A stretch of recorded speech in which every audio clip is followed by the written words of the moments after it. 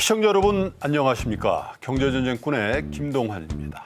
다사다난했다는 표현이 이보다 더 잘 어울렸던 한 해가 과연 있었을까요?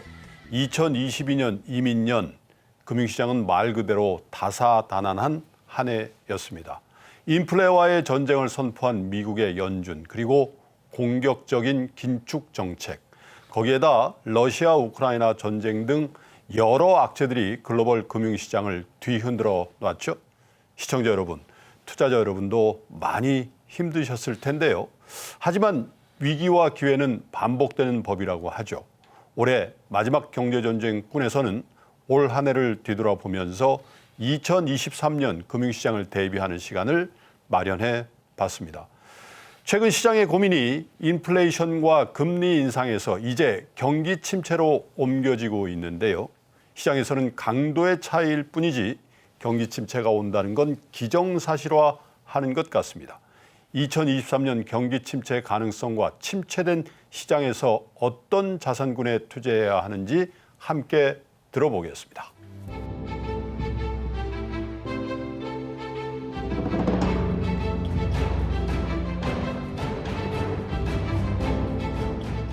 인플레이션 일색이었던 연준의 우려 분위기에서는 일단은 조금 벗어나면서 그걸 뭐 피크아웃이라고 얘기를 우리가 합니다만은 기본적으로 이제 시장의 방향 또 연준 의사결정자들의 시야는 아마도 경기 쪽으로 옮겨가지 않나 싶은데, 경기 침체 내년 상반기 뭐 확실히 온다고 하는 분들이 대부분인데 우리 이선엽 부장 어떻게 보십니까?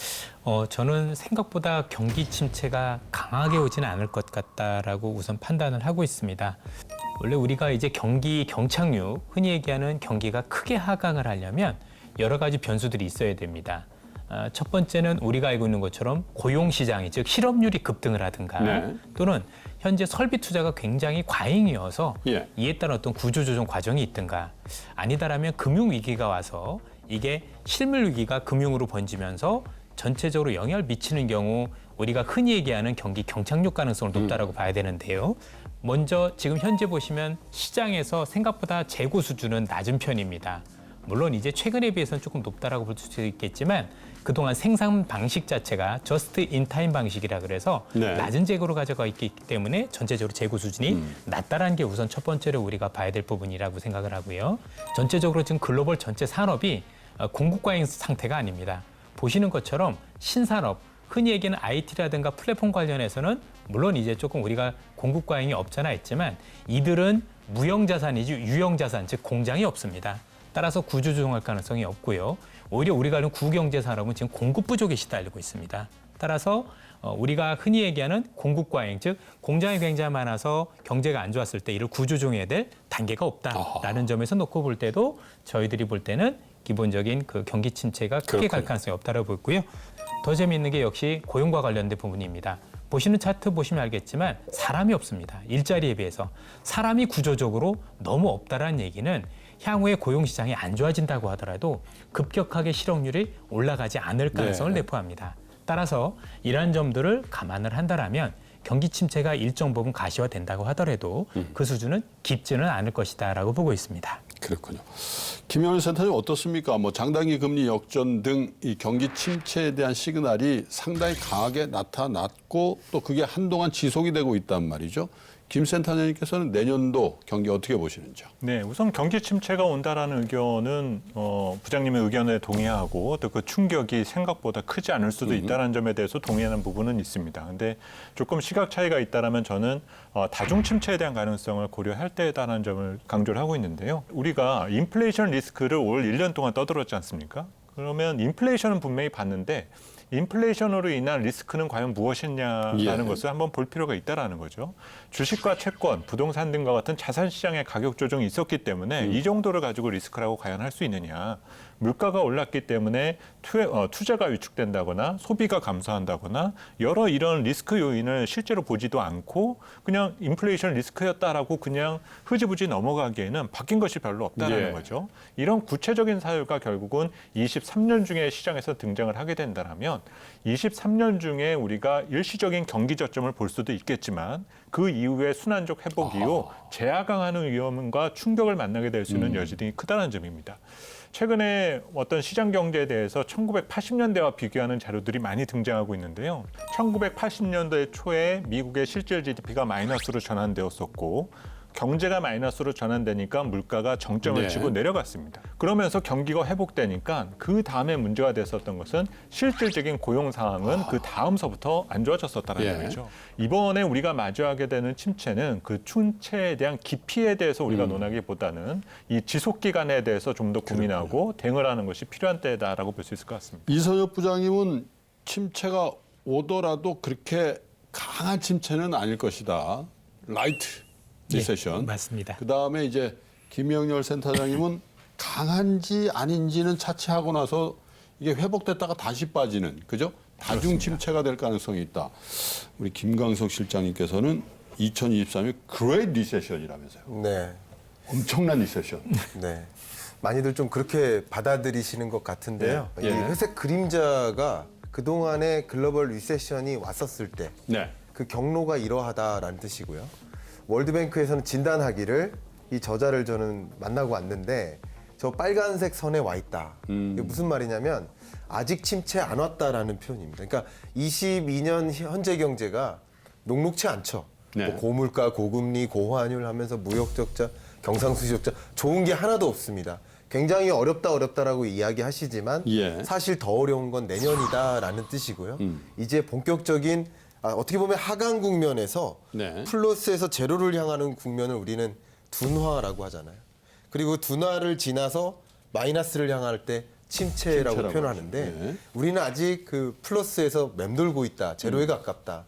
그리고 말 그대로 마이너스는 내년에 시작된다. 그러니까 본격적인 침체는 내년에 시작된다라는 것인데 강도가 그렇게 높다라기보다는 장기 침체의 초입에 들어간다라는 의미에서 그레이트 리세션이라는 표현을 썼고요.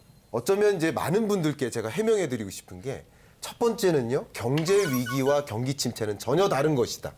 경제 위기가 아니라 경기 침체이기 때문에 이 경기 침체 상황에서는 주가는 상승할 수 있다라는 것이죠. 경제 위기냐, 경기 침체냐, 뭐 혹은 주가 침체냐 이게 좀 세 가지를 구분해 놓고 얘기했으면 좋겠다라는 생각인데요.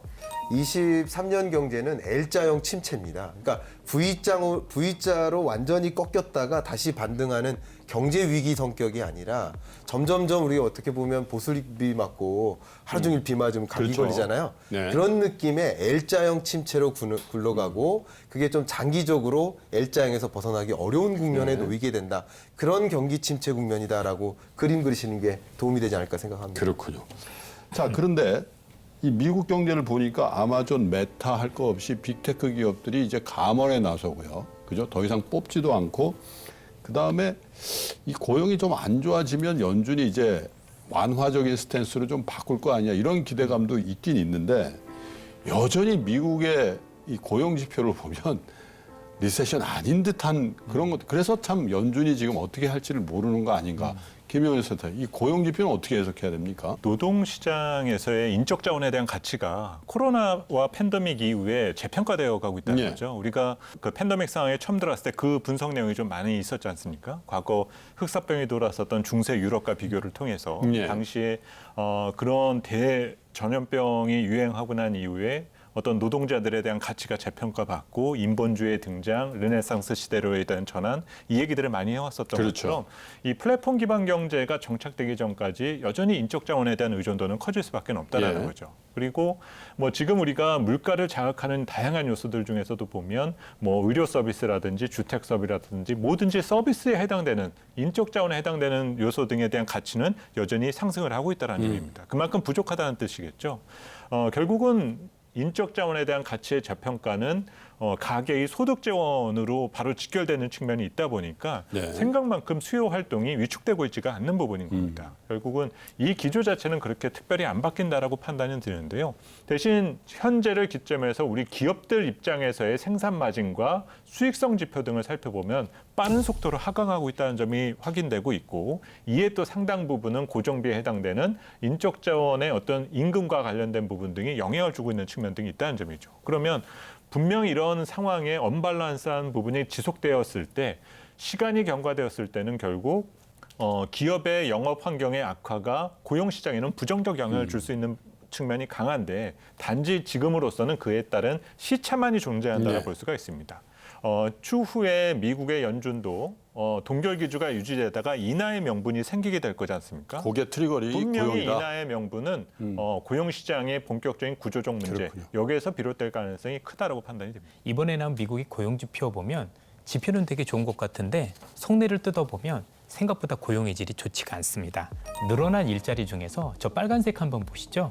저게 흔히 얘기하는 정규직 일자리인데 풀타임인데 굉장히 크게 줄었어요. 아, 그러네요. 예, 반면에 우리가 얘기하는 일용직들 이런 일자들이 늘었다는 것 자체가 실제 늘어난 것처럼 보이지만 실제는 그렇지 않다라고 볼 수가 있을 것 같습니다. 네. 미국의 고용 시장은 지금 전체적으로 사람이 너무 없습니다. 우선 지금 보시는 것처럼 그 점선 이렇게 한번 보시면 저 이민자 숫자가 굉장히 크게 줄어들고 줄죠. 있죠. 그다음에 보시는 것처럼 또 사망자들이 굉장히 크게 늘고 있어서 정말 일할 사람들이 많이 줄어들고 있다라는 점 이런 부분들도 좀 고민해야 될 것 같고요. 지금 베이버 부모들이 굉장히 그 은퇴를 많이 하고 있습니다. 지난 10월에만 130만 명이 넘는 베이비 네. 부모들이 은퇴를 했고 올해만 250만 명 넘게 예. 은퇴를 했어요. 그만큼 시장에서 사람이 사라지고 있고 또 보신 자료 보시면 전체적으로 이번에 코로나 때문에 사망자가 미국에서 100만 명이 넘습니다. 110만 명. 그렇습니다. 110만 명. 네. 자, 이렇게 보면 시장에서 지금 일할 사람들이 없는 예. 거죠. 그런 상황에서 고용의 질은 떨어지고 있다. 이렇게 놓고 보면 고용이 우리가 생각하는 것보다 많이 악화될 가능성은 낮지만 고용의 질이 떨어진다는 점을 감안을 할 때는 우리 김 센터장님께 말씀하신 것처럼 저는 시간의 문제가 아닐까. 조만간 고용도 생각보다 좋아지는 쪽보다는 둔화되는 쪽에 어떤 무게중심을 두는 게 맞다고 네. 보여지고 이에 따라서 연준도 조만간 그렇죠. 이런 결과를 반영할 거로 보고 있습니다. 저기다가 바이든 행정부가 IRA를 해버리니까 맞습니다. 미국에 공장 짓고 미국에서 고용 더 하라고 하니까 쇼티지는 계속 나겠죠. 우리 김광석 실장님은 어떻게 보십니까? 네. 고용 침체 아직 안 온 거죠. 경기 둔화 단계에서 경기 침체 국면으로 가고 나서 후행적으로 고용 침체가 찾아오는 것이죠. 기업 경영전략회의, 사장단 회의 뭐 이런 자리 정말 많이 가는데 작년까지만 해도 이 의사결정자들이 주시는 그 질문의 특징이 이런 사업 중에 뭐가 더 좋을까요? 어디에 더 집중해 볼까요? 근데 올해의 주된 질문의 골자는 우리가 이런 사업하는데 어떤 것부터 줄일까요?입니다. 그러니까 이런 식으로 의사결정 자체가 설비 투자나 생산 계획에 대한 그 계획의 철회, 그리고 그 다음에는 실제 그 사업 부문의 축소, 그 과정에서 뭐 예를 들어 희망퇴직을 받는다든가 희망퇴직을 받는 그 절차도 당장 오늘 취업자가 내일 실업자가 되지 않습니다. 그렇죠. 그리고 또 우리 한번 테크니컬하게 생각해 보면 그 고용 통계가 매월 중순에 나옵니다. 그러니까 14일쯤에 나오는데 그 고용 통계는 지난달 통계예요. 이렇게 경기 침체가 반영된 그리고 후순위로 고용 침체가 나타나는 그런 고용 통계가 실제 성적표로서 우리 손에 잡히는 그 과정은 아직도 한참 남았다라고 볼 수 있고요. 어쩌면 23년 한 2분기쯤에나 고용 침체와 관련된 그 통계들을 만나게 될 네. 것이다. 이렇게 생각이 되고 있습니다. 자, 그리고 마지막으로 이제 올해는 이 세 분을 배울 일이 이제 아마 경제정책꾼에서는 마지막이 될 것 같아서 지금 이 상황에서 우리 투자자 여러분들이 사실 굉장히 복잡다단한 생각을 하시는 것 같아요. 현금 좀 확보한 분들도 야 지금이라도 좀 들어가 봐. 어떤 분은 야 조금만 더 올라봐. 나 현금 확보한다. 이런 분 막 교차하니까 이게 그죠? 지금 꼭 해야 될 것과 꼭 하지 말아야 될 것 한 가지씩만 여러분께 여쭤보겠습니다. 이성엽 부장님. 지금 시장에서 앞으로는 제가 볼 땐 지수가 얼마냐도 중요하지만 그거보다 가장 중요한 건 시장의 색깔이 바뀌는 겁니다. 색깔. 예. 이미 그 색깔이 조금씩 바뀌어져 가고 있고 그 색깔은 각국 정책과 맞물립니다.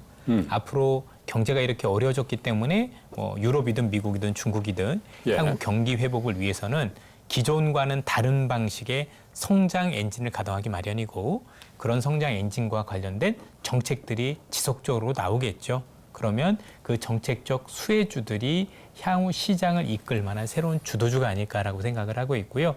지금부터는 그 주도주를 찾아나가는 그런 시점에 돼야 될 것 같습니다. 따라서 많이 빠졌다고 크게 하락했다라고 관련 기업들을 살 게 아니라 과거의 주도주에 그렇습니다. 집착하지 말고. 예, 저는 안 그랬으면 좋겠고요.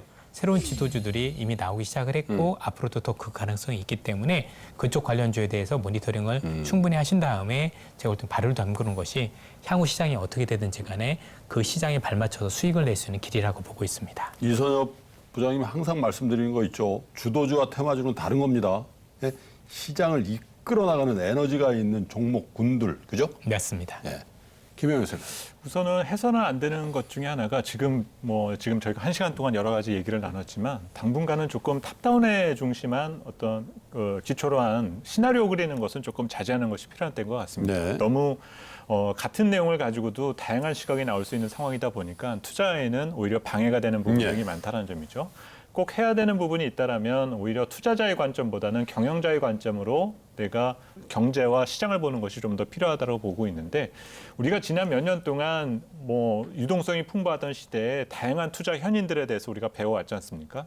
문제는 이런 투자 현인들이 내세웠을 때 그들의 어떤 삶의 모토와 투자의 원칙이 먹히는 때가 있습니다. 근데 문제는 그때는 저금리 그리고 유동성이 풍부한 시장에서는 그것이 가능했지만 오히려 지금은 경영자의 마인드가 조금 더 우선할 수가 있다는 점이죠. 그리고 그 경영자의 마인드가 지금의 다양한 침체 이유를 극복하는데 바른 길로 인도해 줄 수 있는 부분들이 생긴다는 점입니다. 네. 그래서 시각에 대한 전환을 가지고 어떤 새해를 맞이하는 부분들이 필요한 때인 것 같습니다. 많이 떨어졌다고 딱 들어가서 딱 먹겠다는 그런 입장보다는 좀 길게 보고 내가 비즈니스를 운영한다면 그렇죠. 경영한다면 어떤 업종 그리고 내가 지금 투자할 때냐 아닐 때냐 그걸 잣대로 삼아서 투자에 나서라 이런 말씀이시죠? 그렇습니다. 알겠습니다.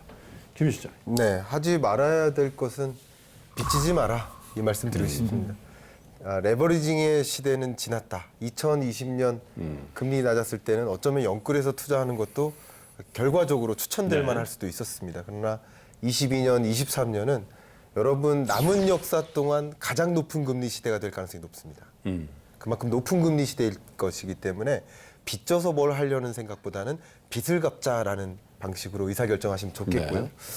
꼭 해야 될 것은 주식 투자 의사결정 관점에서 저는 이렇게 말씀드리고 싶어요. 실적에 투자하라. 실적에. 어쩌면 20년은 드림에 투자하는 방식이었다라고 한다면 22년은 경기 침체와 맞물린 국면이기 때문에 실적이 꺼지지 않는 영역에 투자했으면 좋겠다라는 생각입니다. 예를 들면 23년에 경기 침체이고 너도 나도 설비 투자 줄이고 또 내구재 소비가 줄 거예요. 반도체 수요도 많이 줄고요. 그런데 이런 경기 침체 국면에 쌀을 덜 드시진 않잖아요. 라면을 덜 드시진 않거든요. 그러니까 경기와 무관한 경기 때문에 그 충격을 받지 않는 실적이 계속 뒷받침될 만한 이런 산업군을 좀 여러분 투자 의사결정이라는 관점에서 그렇군요. 고려하시기를 좀 저는 추천드리고 싶습니다. 하기야 꿈에 투자하자. 그래서 PDR이라는 거. 네? 지금 생각해 보니까 참 얼처가 없는 얘기이긴 했습니다. 예? 프라이스 드림 밸류라고, 드림 레이셔라고 그죠? 예. 예? 그 얘기를 했을 때가 고점이었네. 항상 그렇습니다. 생각해 보니까. 예. 그래서 우리 김강석 실장께서는 PDR이 아니고 PPR, 예? 프라이스 투 퍼포먼스 레이셔. 그렇습니다. 예. 괜찮습니까? 예, 너무 좋습니다. 오늘 신조어 하나 만들었습니다. 그러니까 드림에 투자했다가 드림에 투자한 그 기업들이 실적 발표 때마다 매출액이 생각보다 또 주네. 그게 경기 침체를 반영하는 그런 것들이 양상이 될 수 있을 수 있기 때문에 좀 실적이 뒷받침될 만한 산업이 어딜까 이런 식으로 좀 의사결정하시는 걸 좀 추천드리고 싶어요. 그런데 또 시장은 어떻게 흘러갈지 모르죠. 다시 또 꿈이 있는 주식을 참 주식 어렵습니다, 그죠? 축구 잘 모를 거고요. 주식도 참 잘 모르겠습니다. 그러나 이 세 분의 진정성이 있는 여러분들에 대한 조언을 여러분 스스로 한번 잘 되새겨 보시고 밝아오는 2023년도에 여러분 투자에 좋은 자양분으로 써주셨으면 좋겠습니다. 2022년 시장을 흔들었던 이슈는 역시나 미국의 긴축과 이에 따른 강달러 그리고 반대급부로 우리나라를 비롯한 여타 국가 통화의 약세 현상이었던 것 같습니다. 김학균 신영증권 리서치센터장, 오건영 신한은행 부부장, 김상현 연구위원은 2023년 연준의 정책 전환 가능성 그리고 환율 흐름을 어떻게 전망하는지 그리고 이에 따라 어떤 자산군에 투자해야 하는지 투자 조언 함께 들어보시겠습니다.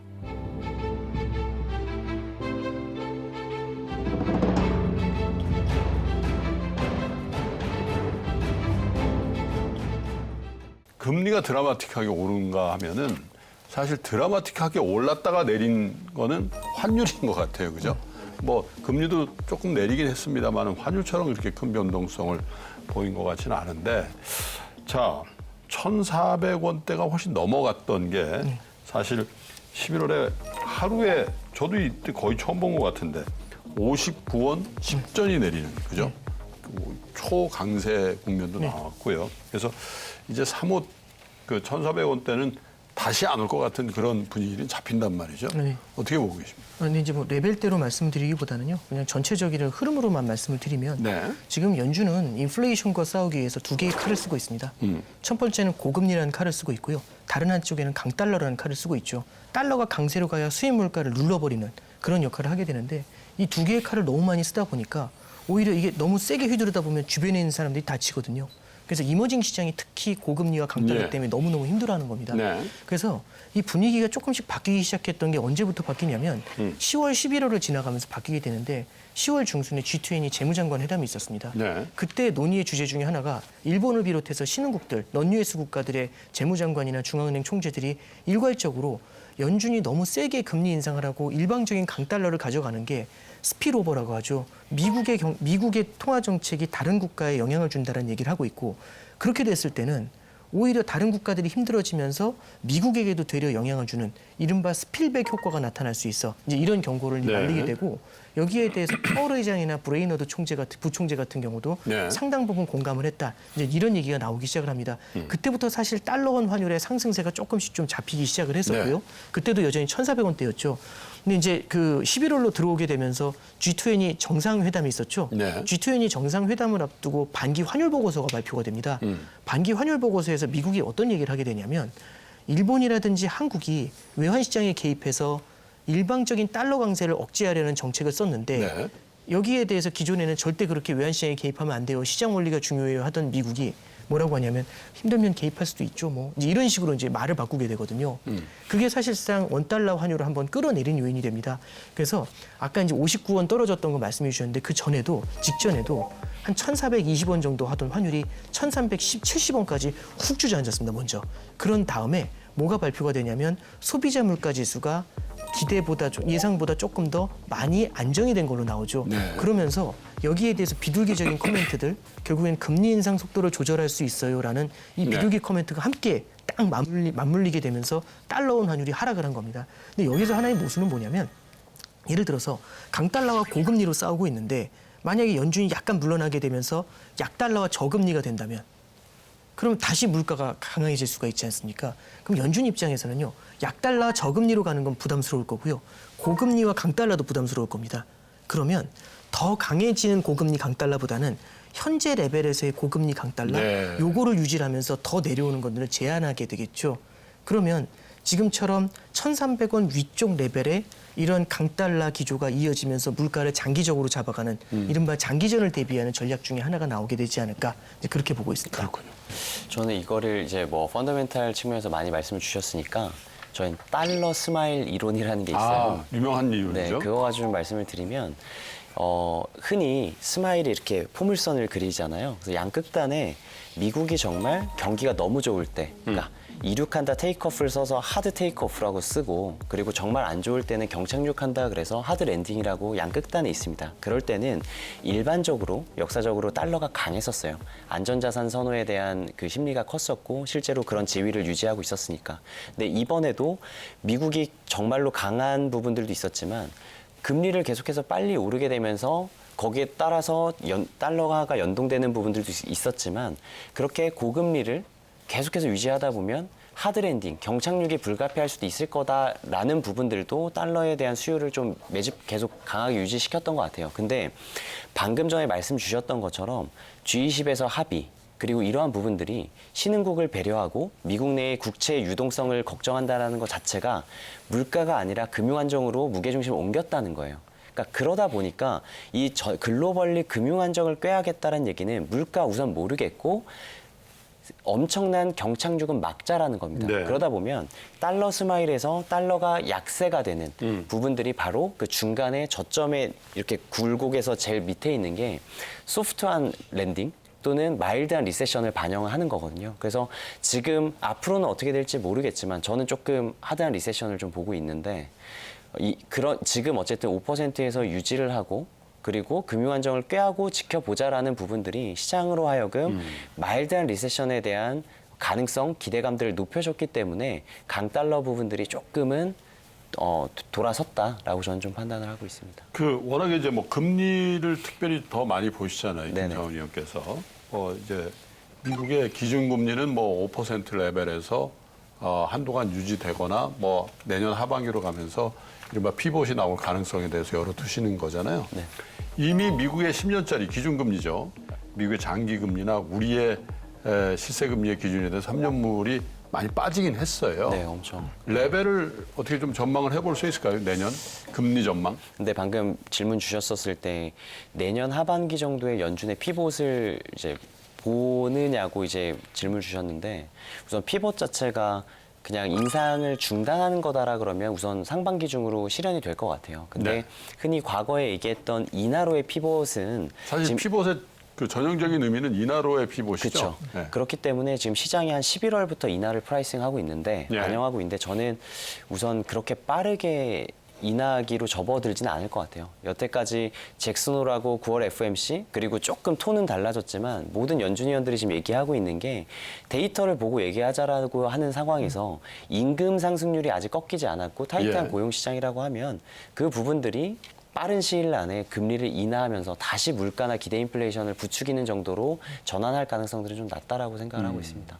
그리고 지금 가장 중요한 게 금리 수준 자체가 이제 피봇에 대한 기대감들이 분명히 있는 건 사실이다 보니까 연말인데 북클로징을 해야 되는 시점에 그렇죠. 시장 금리들이 너무 많이 내려왔습니다. 그래서 오히려 지금 뭐 투자자들은 상당히 더 고민이 되는 상황인 거죠. 금리 인하는 없을 것 같은데, 그러니까 프라이싱 되어 있는 건 있지만 전체적으로 내년에 최종 금리까지 올리고 나서 거기서 유지가 된다라고 하게 되면 국고 3년이나 미국채 2년물은 기준 금리를 가장 잘 반영하는 단기물 금리인데 이 수준을 밑으로 하회한다는 얘기는 빠른 시일 안에 인하가 있을 거다라는 걸 반영하는 거예요. 시장 그걸 원한다는 얘기죠. 그렇죠. 근데 거의 여기까지 붙어 있는 상황이고, 네. 그럼 그 다음에 할 수 있는 게 뭐냐에 대한 고민들이 좀 많은 상황입니다. 오건영 부분. 네, 결국에는 이제 피벗이라는 걸 어떻게 정의하느냐에 따라 저도 차이가 크다고 생각을 해요. 근데 지금 이제 피벗을 얘기를 할 때 연준은 지금 3개로 브레이크다운을 했다고 말씀드렸지 않습니까? 그래서 사실상 피벗이라는 표현보다는 그러니까 굉장히 잘해주면서 갑자기 갈구다가 막 잘해주는 이런 분위기가 아니라 갈구다가 살짝만 미소를 지어지는 것만도 맞는 사람 입장에서는 되게 반가운 얘기거든요. 거의 끝나가나? 그러니까 결국에는 속도 조절이라는 옵션 하나에도 시장이 되게 많이 반응을 했지 않습니까? 그럼 그 다음에 뭘 얘기하고 있냐면 하이어에 대한 얘기. 그러니까 고점을 어디에 두느냐? 두 번째는 얼마나 오래 가느냐. 이게 얼마든지 피벗의 옵션이 될 수가 있습니다. 뭐냐면 생각보다 덜 올릴 수 있어요. 생각보다 짧게 갈 수 있어요. 이거는 짧게 간다는 얘기는 어떻게 보면 6개월, 1년, 1년 반 굉장히 다양한 옵션을 만들어 놓을 수 있거든요.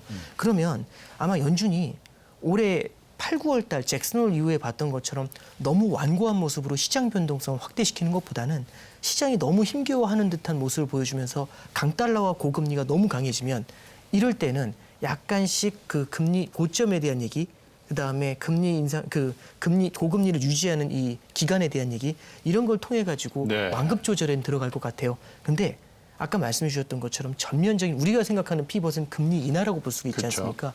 그런 쪽으로 전환되려면은 시간이 상당히 필요하지 않을까 생각을 하고 있습니다. 내년 중에 나오기 힘들다.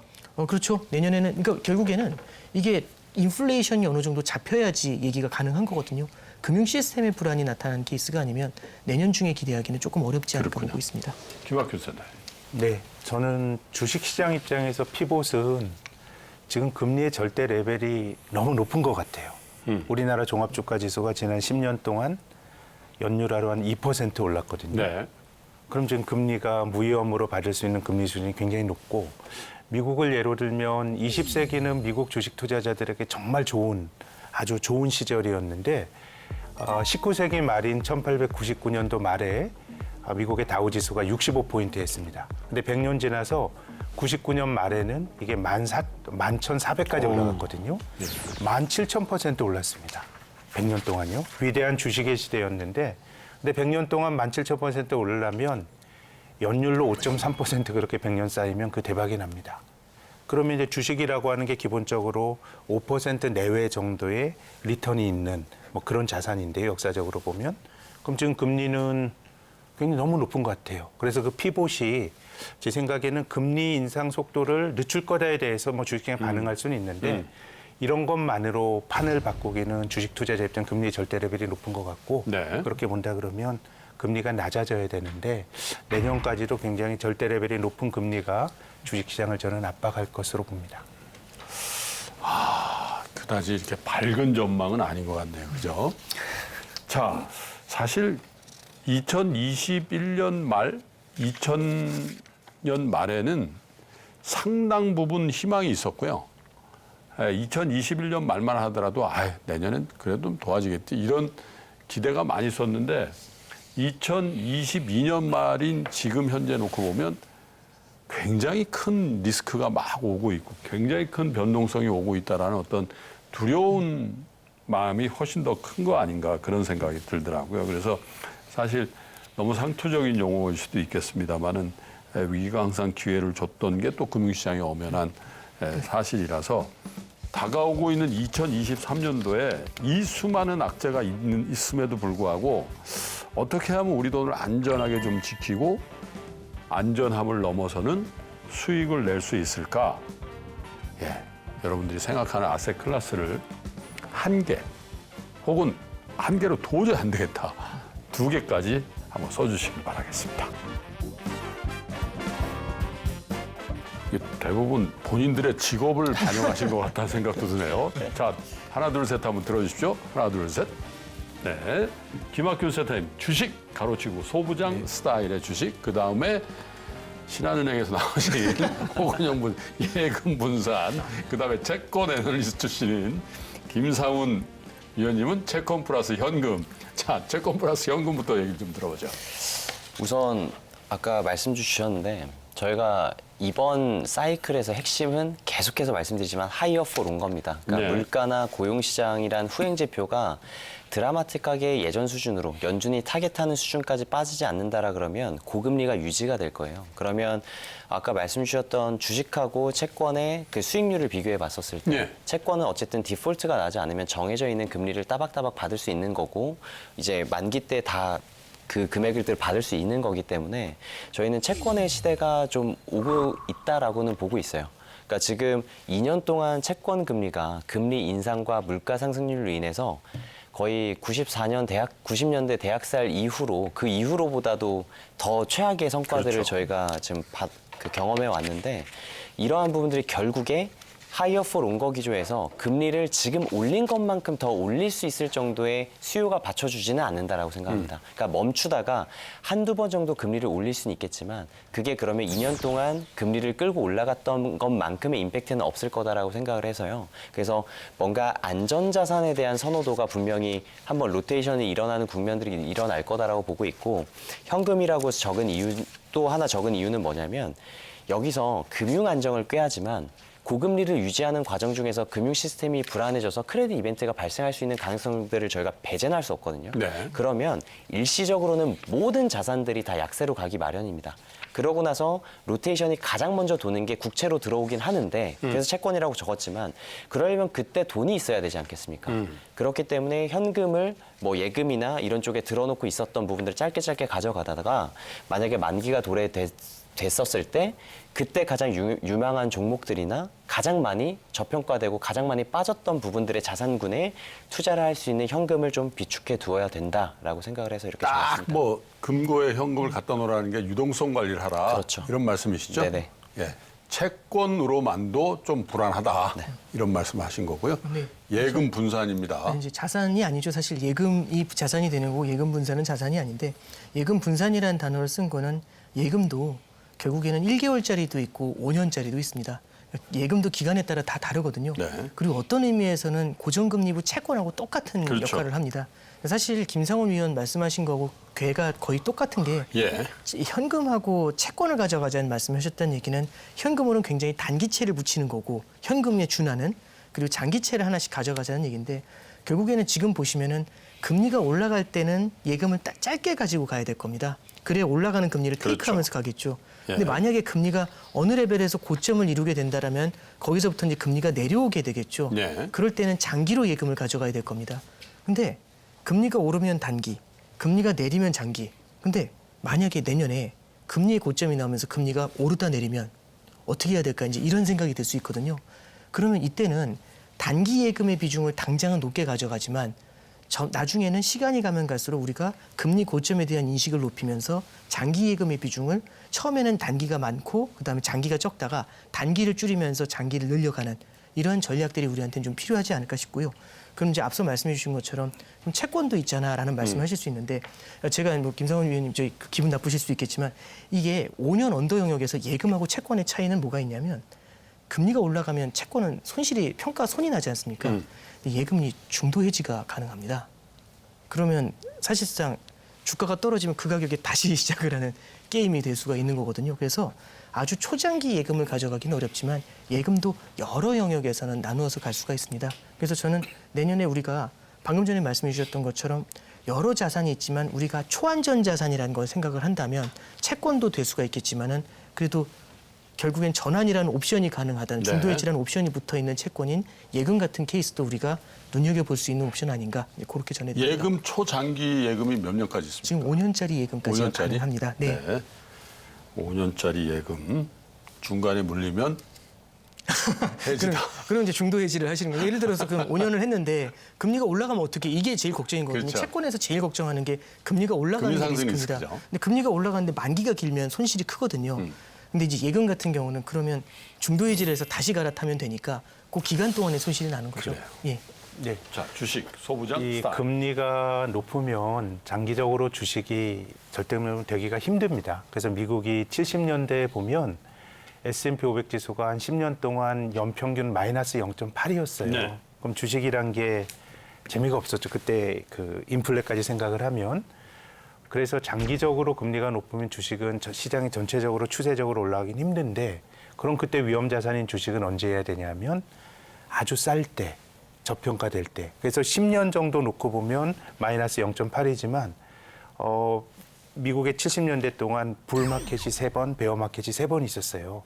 올라갈 때는 S&P 500이 70-80%도 오르고 내년에 주식이 뭐 그렇게 좋을 거다 이런 생각은 아닌데 뭔가 이제 좀 비효율이 만드는 이제 투자 사이클이 확실히 있을 것 같습니다. 미국이 투자를 늘리는 거 우리 미국 경제에서 못 봤던 거고요. 우리가 대중 무역 수지 적자로 말씀드렸는데 뭔가 구조적인 밸류 체인이 바뀌게 되면 이제 중국 의존도를 낮춰야 되고 그런 거라 그러면 전체적으로 주식이 어렵더라도 그 안에서도 되는 거는 저는 있을 것 같고 네. 이게 전통 제조업 주식들이고 이게 그렇게 비싼 주식들이 아닙니다. 밸류에이션도 비싸진 않기 때문에 상당히 안전 마진이 있는 주식들도 있을 것 같고 다만 자산의 100%를 뭐 위험 자산에 투자하시는 뭐 그런 조언을 드린 건 아닙니다. 예. 세 분의 조언도 여러분 잘 새기셔서 2023년에 좋은 성과를 얻는데 좋은 자양분으로 삼아 주시기를 바라겠습니다.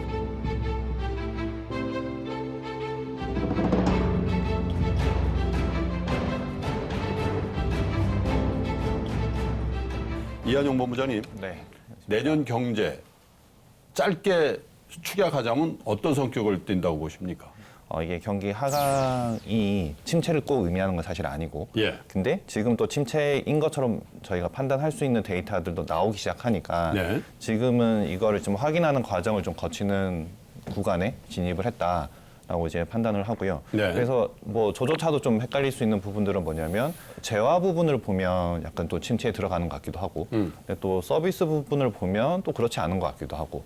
그래서 지금 내년 2023년도에는 저희가 뭐 사실 연준도 마찬가지겠지만 저희도 데이터를 보고 이제 지금 이후에 이제 방향성을 좀 확인하는 과정 그렇게 좀 잡힐 것 같아서 어떻게 보면 그 기준치에 따라서 똑같은 현상을 보고 좋은 걸 좋게 나쁜 걸 더 나쁘게 이렇게 해석할 수 있을 수도 있고요. 아니면 좋은데 나쁘게 해석할 수도 있는 그런 과정일 이제 내년일 것 같다. 그래서 내년에는 정말 데이터에 입각해서 투자를 좀 진행해야 되는 구간에 진입한다. 예, 그렇게 생각하고 있습니다.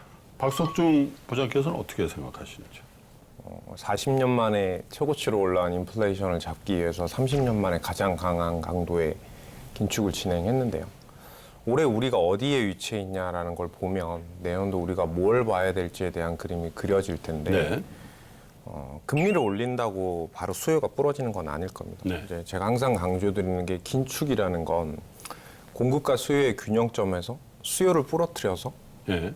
공급과의 새로운 균형점을 잡으면서 물가를 하락하게 하는 정책 도구이죠. 예. 근데 이제 문제는 금리를 올린다고 바로 수요가 훼손되고 가격이 안정되는 그림은 아닐 겁니다. 올해 우리는 금리 인상과 수요 위축, 물가 안정 그 중간에 서서 전후의 불확실성 모두를 소화했던 것들이죠. 네. 이제 통상적으로 외부 변수나 금리의 레벨대에 따라 차이는 있겠지만 금리를 인상하면 9개월에서 12개월의 시차를 두고 이제 수요, 뭐 소비라든지 고용 지표 같은 것들이 부러지기 시작하겠죠. 네. 올해 3월에 금리를 올렸으니까요. 지금 12월이 딱 그 사이클에 접어들게 되는 거겠죠. 그래서 올해는 사실 인플레이션이나 금리가 시장을 지배했다라면 과거 그 어느 때보다 급속도로 진행됐던 이 긴축이 얼마만큼의 수요를 부러뜨릴 수 있을지에 대한 그림을 확인하는 구간이 이제 아마 연말 네. 그리고 내년 상반기에 진행되는 가장 큰 위험일 텐데요.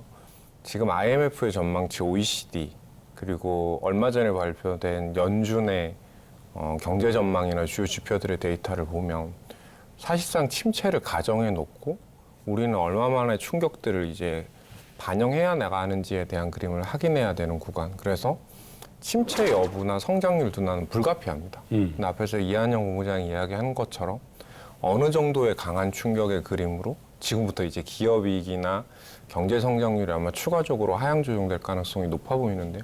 그 부분들을 올해 소화해야 되는 구간에 이제 진입한 거죠. 그 세계 경제를 걱정하는 분들 중에 굉장히 많은 분들이 중국을 바라보면서 야, 저거 어떻게 될 것이냐. 이게 굉장히 내년 세계 경제를 좌우할 굉장히 중요한 변수로 생각을 하시는 것 같아요. 워낙 박석중 부장께서는 중국 통일시기도 하시니까 저요. 세상이 다 아는 거 아니겠습니까? 아닙니다. 자, 세계 경제 성장의 30% 이상을 중국이 책임지고 있는 상황이었는데 내년에 중국 경제 성장률이 지금 팬데믹이 다시 중국의 이제 봉쇄 정책이 열리면서 그죠? 어떻게 보고 계십니까, 중국 경제? 사실 올해 변명을 좀 해야 될 것 같은데 네. 애널리스트로 되게 고통스러운 한 해였어요. 이제 제가 중국을 바라봤던 핵심은 중국 정부는 이미 올해 상반기부터 정부가 감내하기 힘든 정도의 경기의 하방을 터치했고 통화와 재정의 확장에 대한 명확한 스탠스를 확인했기 때문에 네. 저는 중국 경기가 올해 상반기 저점을 찍고 올라오는 그런 그림일 거고 그 가운데서 이제 미국이나 침체, 인플레이션에 대한 우려에서 상대적으로 자유로운 국가라고 생각을 했었어요. 네. 근데 왜 이런 생각이 틀렸을까라는 것들을 복기해 보니 결국은 두 가지였어요.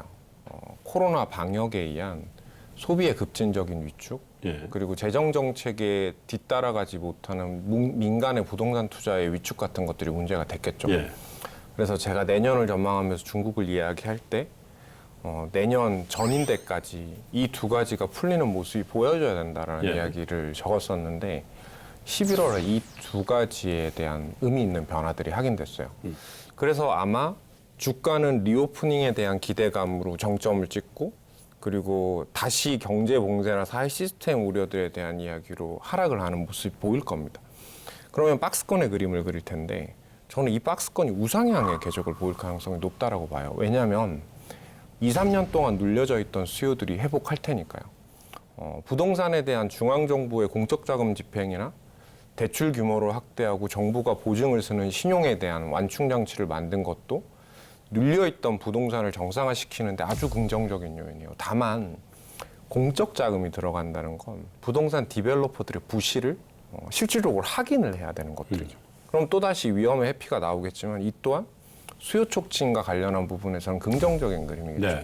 근데 저는 여전히 긍정적인 시각을 유지하고 있어요. 왜냐하면 뒷부분에서 조금 더 자세하게 논의해보고 싶은데 중국의 반등은 미국의 충체 완충작용 그리고 한국 수출, 대한민국 경제 혹은 외국인 수급과 관련한 부분에 아주 중요한 변수이기 때문에 이 부분을 올해 되게 의미 있게 모니터링해야 될 시점에 좀 와 있다라고 생각합니다. 약간 좀 첨언만 좀 하는 형태로 말씀을 드리면 제가 올해 중국 시장을 보면서 들었던 생각은 참 경제는 자본주의 국가처럼 움직였던 나라라고 생각을 했는데 결국은 방역이랑 정치는 공산주의처럼 움직였다. 이제 그 괴리가 저희가 이 시장을 보면서 맞추기 힘들었던 요인이 그냥 약간 근원적인 이슈였지 않았나라는 생각이고요.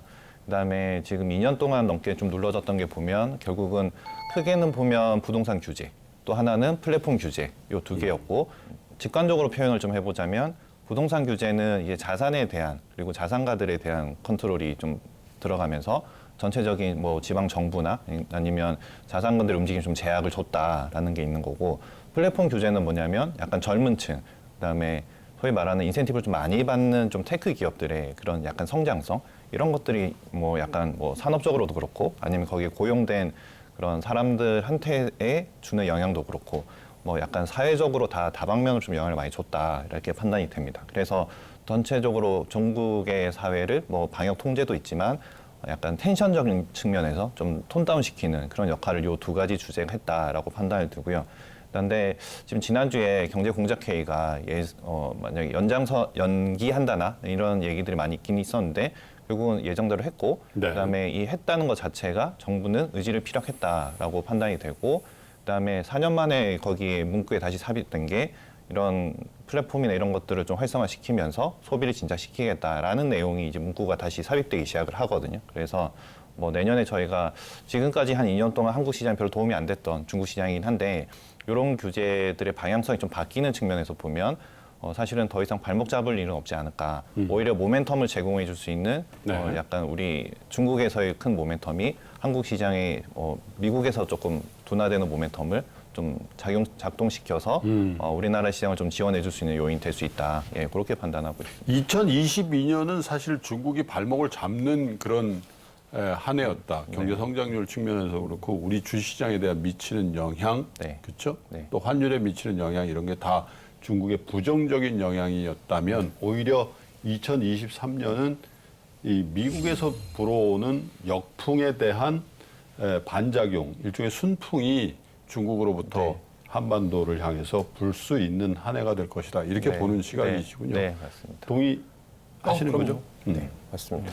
역풍이 부는 근원지인 미국 얘기를 좀 해보고 넘어갈게요. 워낙 이제 박석준 의원께서 중국 전문가라서 보자마자 중국 얘기를 여쭤봤는데 자, 인플레이션의 정점에 대한 논의는 더 이상 할 필요가 없을 듯 할 정도로 물가의 하락에 대한 전망들은 굉장히 광범위하게 퍼져 있는 것 같습니다. 다만 이제 그걸 반영하는 경기가 어느 정도 다운될 거냐 이 부분에 대한 이제 그 집중을 해야 될 상황인 것 같은데 박석준 부장께서 먼저 좀 폼을 열어주시죠. 아까 말씀하셨던 것처럼 물가는 반드시 정점을 하긴 했고 그리고 추세적인 하락을 갈 겁니다. 근데 떨어지는 구간이 어디고 속도가 얼마만큼인지가 되게 중요할 텐데 공급망이 완화되고 기저효과에 대한 부분이 만들어지고 그리고 수요에 대한 위축 같은 것들이 확인됐기 때문에 정점은 확인할 텐데 문제는 이 상품 물가는 떨어지는 게 분명히 맞는 것 같은데 서비스 물가가 안 떨어지는 거죠. 이렇게 생각하시면 돼요. 이 단어가 낯으신 분들에게 서비스업의 원가가 뭔지를 질문하면 되죠. 서비스업의 원가는 임금이에요. 임금은 고용과 상관이 있죠. 근데 지금은 여전히 타이트한 고용의 환경이 유지되고 있기 때문에 이 정도의 금리로 고용이 하락할 수 있을지는 예단하기가 힘들죠. 이민자들을 안 받기 시작해서 미국의 서비스업은 여전히 타이트한 고용이고 인플레 감축 법안에 대한 투자들은 올해 하반기부터 시작돼서 내년에 전례 없이 높은 제조업 고용 환경을 만들어낼 것이기 때문이거든요. 그럼 연준이 해야 되는 건 뭐냐면 설령 내년도 하반기에 금리가 떨어진다고 하더라도 혹은 물가가 떨어진다고 하더라도 지금 올렸던 금리를 시장이 내년도 하반기에 떨어질 거라고 생각하면 정책 효과가 없어져 버리겠죠. 그래서 연준은 계속해서 강경한 입장을 보일 거예요. 그리고 시장은 연준과 벌어져 있는 상황에서 긍정적인 기대감을 가져가겠죠. 근데 그 결말이 어떨 것 같냐라고 이야기를 하면 저는 누구의 전망이 옳다라는 이야기를 하기 전까지 확인하는 시간이 너무 길어 보여요. 그럼 저는 확인해야 되는 건 가격이라고 생각하는데 네. 미국 구준에서 S&P 500의 PER은 18배 정도 수준이죠. 이 정도면 과거 S&P가 받았던 밸류에이션의 상단에 위치했죠. 싸냐 비싸냐를 이분법으로 물어보면 비싸요. 장단기 금리 차로 보면 미국 장기물 채권은 가격 상승이 너무 크게 진행됐어요. 금리가 너무 많이 빠졌다는 이야기죠. 그렇게 놓고 본다면 저는 또다시 매파적인 연준을 시장에 한번 수용해야 되는 구간. 그러니까 결국은 뭐냐? 통화 정책에 대한 우려감들도 주가에 한 번 더 반영돼야 되는 구간이 있지 않을까라는 좀 우려 섞인 생각을 하고 있습니다. 그 모두의 말씀하신 시장과 연준 간의 인식의 갭을 다시 한번 확인하는 그런 조금 가혹한 시장 분위기를 한두 번은 더 겪어 봐야 될 것이다. 이렇게 보시는 거죠. 그렇죠. 네. 이한영 본부장은 좀 다른 생각하시는 것 같은데.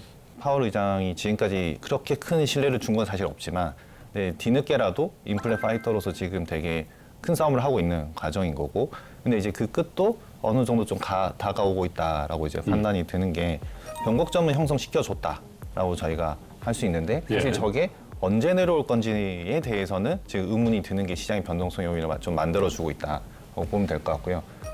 지금 이번에 실업률에서 그 실업률을 더 상향 조정하긴 했는데 1%포인트 정도 안 되게 기존 전망보다는 좀 더 실업률을 올려줬습니다.